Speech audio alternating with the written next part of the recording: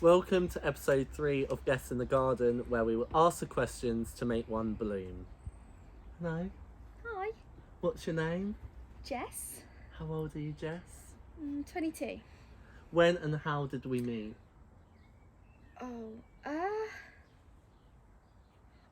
We met in 2014 in a production of Peter Pan, and I came up to you because I liked your Minion case. The iPad. On your Minion iPad. case. And we were both wearing 5 Seconds of Summer t-shirts. Mm-hmm.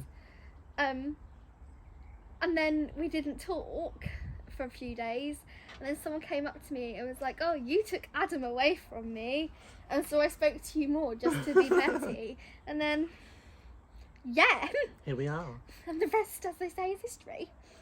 Today I am just drinking Carton water. I don't have any food because what?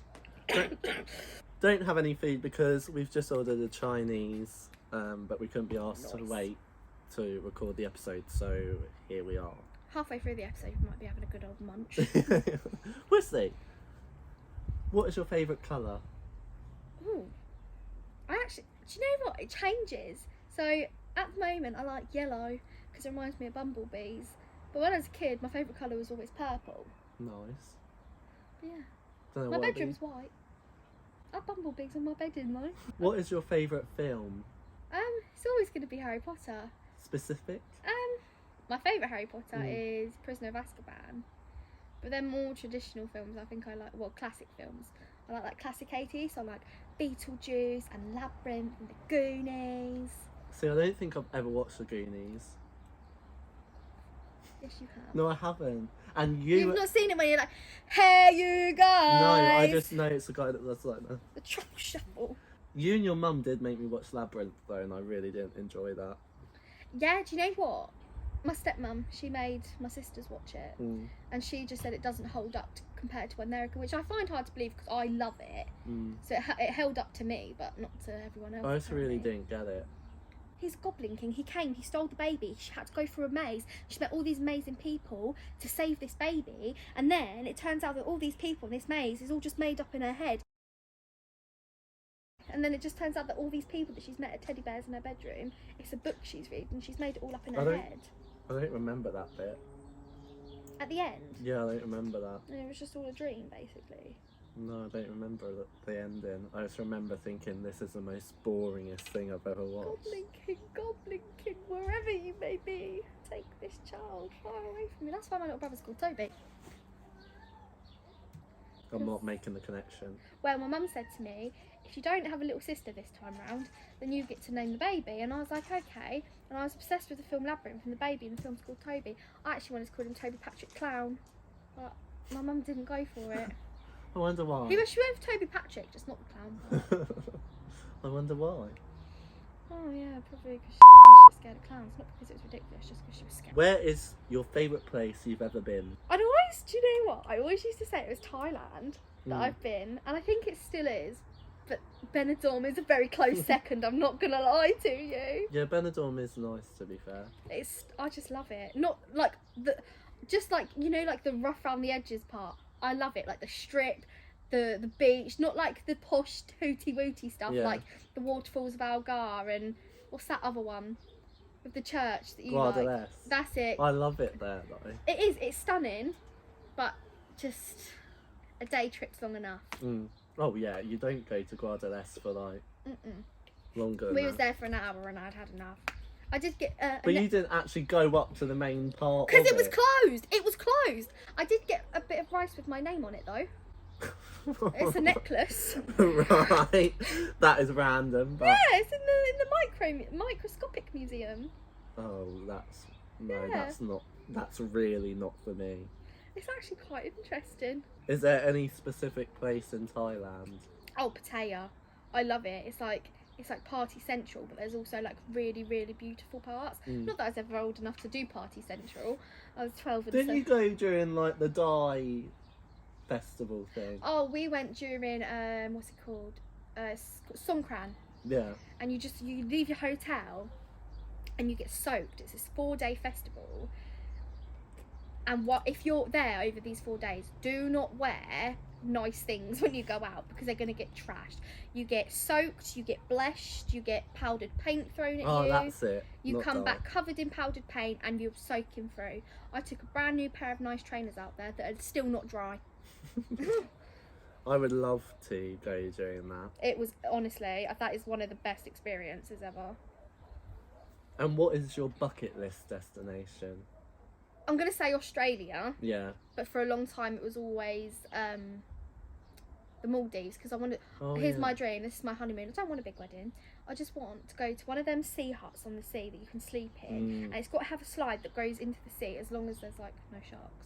And then I want one of those coffee tables that you can lift up and feed the fishies. Oh, that's cool. Amazing. But Australia, Yeah. in the most recent years, because my bestie lives there. So We'll get on to that later. yeah, we will. How are you finding the early stages of your 20s? Just a girl in my 2020s. Living life in the 2020s. Love a bit Katie Bay. So yeah, it's a bit of a rough start, considering 2020 was the first year I was 20. And Well, we same. went into a lockdown. Yeah.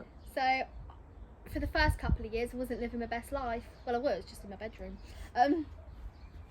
More recently, when things like people have been able to travel, been able to go do things, a bit more exciting. But yeah, it's just interesting seeing how things operate now after multiple lockdowns. It's Yeah. not the same as what it was when I was like 18 before the lockdown. Like, I don't go clubbing as much, I don't do any of that really, for the fact that it's just scary, isn't it? Like, Yeah. if you get COVID, you know what's going to happen. It's a bit different now, it's a bit more relaxed, but I've had a granddad go because of COVID. Yeah, same. You've had a granddad go because of COVID. It just scares me a little bit. What is the biggest challenge of your 20s you faced so far? Do you know what? It's probably the not be like during lockdown was not being able to see anyone. Like, I'm not a very social person now, but I think that's because of lockdown. Yeah. But before lockdown, I was quite sociable. I was working every day. I was seeing people. I was out there mingling. And now it's just a bit different. Like, I don't know. It's just difficult, isn't it? Because like a lot of people during lockdown were in, like you were at university, I couldn't really speak to you much. So But I think that is like one of the hardest thing about your 20s as well, is that your social circle starts to it become gets significantly very smaller. small. Like, I thought in year 11 when I was 16, I have the biggest social circle ever. It's absolutely brilliant. We'll all stay in contact. It was literally like reliving year 11 again, because you go from such like, in year 11 you go from such a huge friendship to a little one, and then during the lockdown you went from such a little one to like literally like 2 people that I see now. But I think that is everyone in their 20s. Though. Yeah, maybe. You just start to... Everyone's doing stuff. Yeah, Everyone's busy. working, I do or get that. everyone's moved away, Yeah. or everyone's at uni. It is hard. You went over to America to work at a camp over summer. What was your favourite moments, and what was the hardest parts of it? My favourite moment is, I don't know, I got such like a profound sense of like independence. I like to think I was independent before, but actually at 18 years old I don't think I was. Like, I had a job, I was sort of supporting myself. In a whole different country. Yeah, and that was the first time I've ever gone that far by myself, like, especially because of things that have happened before. I've never had the chance to do that, because I've always been too ill, I've been on too much medication. It's never been a thing. So having done 3 years of nothing and then being able to go to America, that was insane. My favourite bit, I loved Chicago. That was literally, out of all the places I've been, Chicago, I don't know, it just holds a very special place in my heart. I don't know if it's because of the people I went with. Yeah, and the hardest part, I don't know. The hardest part, that's easy actually. It was during my first week, we did our training, and it was, this might get a bit deep. It's like, I had to do gun drills. That was disgusting. Honestly, we were told, right, that if, like, I worked with the babies, So we were told if we had a baby in our arms and we heard the shooter drill, that we had to chuck said child in a bush and leave it and go protect ourselves, basically. Yeah. The swimming pool is deliberately underfilled so that if a shooting drill went off, that a steel protector would go over the top, and that's why the pool was also filled with so many rubber dinghies, so that if that pool shut over, you'd be able to stay. They'd be able to stay there. Jeez. And we had to go hide in the toilets, which weren't very well protected, but yeah. And it was also like having to say goodbye to people that I'd spent like 12 weeks with, like every day for 12 weeks. Yeah. You don't realise how close you've become until you have to say goodbye to them people. Like, it's rough. It was like saying goodbye to some of my sisters and my siblings. I feel no different to leaving them when I came home to how I did when I left my family at the airport to go over there. You had a lot of challenges during childhood. What was the toughest moments, and how do you think they've affected you now? So the cancer was definitely the toughest, and that still affects me to this day, because obviously even now I'm doing things to answer questions because of what that may or may not have caused. Yeah.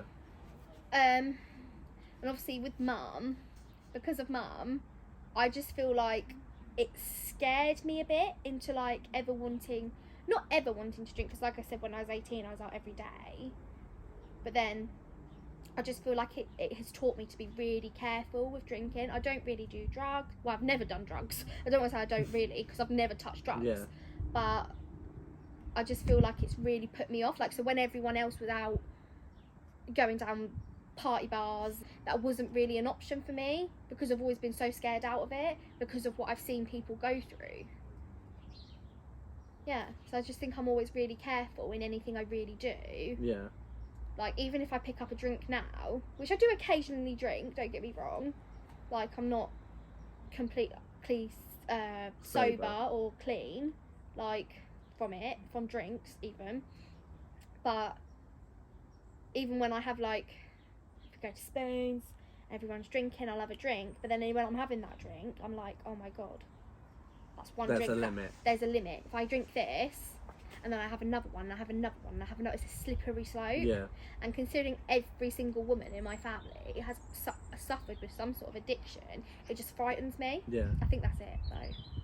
So you're having cancer numerous times at a young age. Do you ever feel like it stole part of your childhood? 100%. I had to grow up so quickly because of it. Yeah. Not so much when I was 2, and 7, because I was still very much a child. Were you like aware of what was going on when you were that young? When I was 2, I had absolutely no freaking clue what was going on.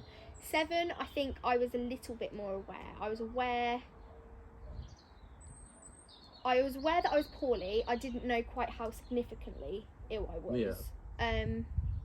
But I was also a little and I knew that because I was poorly, not knowing how poorly I was, but I knew because I was poorly, I could always push boundaries with people as well, because I'd just get away with it. So I knew something was up, and I knew I was getting special treatment for something. Yeah. And now that I'm older, I know why I was getting special treatment, because I was so poorly. And when I was 13, I think as much as I didn't let it get me down, I was always very aware that something really bad. Yeah. I knew I had cancer. I knew the like repercussions of what it was going to do, and that I was going to lose my hair and things like that. And I just feel like because I was older and more understanding, I did have to grow up very quick. Yeah. When I was 13, it was like I almost went from a 13-year-old straight to being 18. Like this is it. Like, let's go.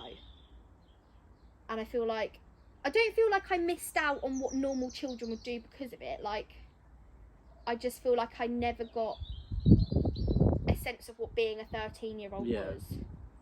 Like, I was still treated as a child, but I never felt like a child, I think is the better way to put it. Like, I still got what a normal 13-year-old would do, and all the same experience and so on, but I never really felt like a 13-year-old. In my head, I think at that age, I was always 18. And I think in my head, I've always been older, even growing up. So when I was 18, in my head, I feel like I was already 22. What would you tell your younger self? Shit happens. Do you know what? Like, going off the last question about, like, childhood and that, I feel like I would just be like, do you know what, mate? Just crack on. Just be a kid. Yeah. Like, everything works out for how it is. Like, you're fine 10 years down the line. Just be a child. I mean, I still was a kid. Like, I was a kid. Don't act older than you are. And what are you most proud of? I think just how far I've come from being that poorly little 13-year-old on death's doors to being a fully grown woman with a full career ahead of her. Like, just, I think that I just try to take like one day at a time. But like, when I look back as far as that, I am very proud of like my journey and how I've got to be where I am now. Nice. Whether that's with just me, just toot my own horn, that is all me. No, I'm joking. And not only that, but like how far the people around me have come since that point. Yeah. Especially mum as well, to be fair. What are your plans for the future? I think it's just to focus on work at the moment, to be honest with you. I quite enjoy what I do. There's a lot of possible paths I can take going off of it. To do what I want to do, I want to be a Senko. So I have to become a teacher to become a Senko. So ultimately, I'll just focus on that, I think. What are you doing to work towards that goal? Little TA over here. Love my job. No, my job's great. I think that's just a first stepping stone of what I want to do, and it's going to get me to what I want to do. Do you feel like you're heading in the right direction? 100%. 100%. I think there's a few obstacles in my way at the moment, but once I get past that, it's pretty easy to move forward from it and crack on. If you could ask one question to your future self, what would you ask?